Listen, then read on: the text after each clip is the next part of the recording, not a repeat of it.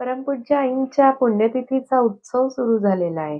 गुरूंची पुण्यतिथी कशी साजरी करावी ह्यावर संत सांगतायत, की त्या पुण्यतिथीच्या दिवशी जो नेम कराल, तो अविरत आजन्म टिकण्यासारखा असतो.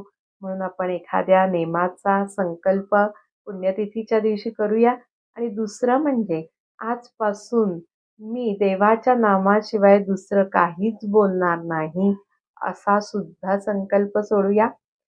संत सांगतायत पुण्यतिथीच्या दिवशी जे जे भक्त माझ्याजवळ येतात ना, त्या सर्वांजवळ मला राहावंसं वाटतं. परंतु विषयांच्या चिंतनाने मी जवळ राहण्याचा दरवाजा तुम्ही बंद करून घेतलेला आहे. मग अखंड नामस्मरणाच्या निश्चयाने ते सतत मुखात ठेवून संतांना जवळ राहण्यासाठीचा मार्ग आपण पुण्यतिथीच्या दिवशी मोकळा करण्याचा प्रयत्न करूया.